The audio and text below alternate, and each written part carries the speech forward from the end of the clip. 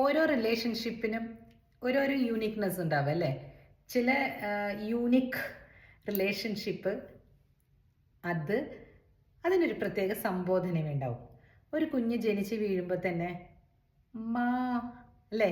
അല്ലെങ്കിൽ ഒരു പശുക്കുട്ടിയാണെങ്കിലും ഒരു ആട്ടുകുട്ടിയാണെങ്കിലും മേ, ആ ഒരു അമ്മ അമ്മ എന്നുള്ള ഒരു പേരിൽ സറൗണ്ട് ചെയ്തിട്ടാണ് കുഞ്ഞുങ്ങൾ ജനിച്ച് വീഴുക.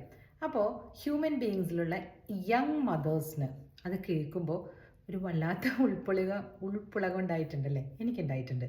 എന്താണ് അതിനെ പറയുക, രോമാഞ്ചം എന്നോ എന്തെങ്കിലുമൊക്കെ ഒരു എൻ്റെ ശരീരത്തിൻ്റെ ഒരു ഭാഗം അല്ലേ തൊടുമ്പോൾ നമുക്കുള്ള അതേ ഒരു ഫീലിംഗ് ആയിരിക്കും നമുക്ക് ആ അമ്മേ അമ്മ എന്നുള്ള വിളി കേൾക്കുമ്പോൾ.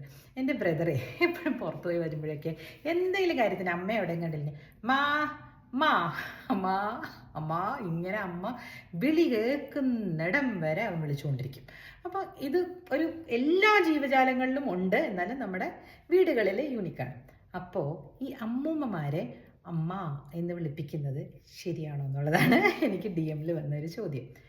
അത് ശരിയല്ല. എൻ്റെ അമ്മയെ ആണെങ്കിലും അല്ലെങ്കിൽ എൻ്റെ ഹസ്ബൻഡിൻ്റെ അമ്മയെ ആണെങ്കിലും അച്ഛമ്മ അമ്മുമ്മ എന്ന് എൻ്റെ മകൾ വിളിക്കുന്നതാണ് എനിക്കും സന്തോഷം. അത് കേൾക്കാനാണ് ഒരു സുഖവും. അതേപോലെ തന്നെ ഓരോരോ റിലേഷൻഷിപ്പിനും ഓരോരോ സ്ഥലത്ത് ഓരോരോ പേരുകളുണ്ട് അല്ലേ?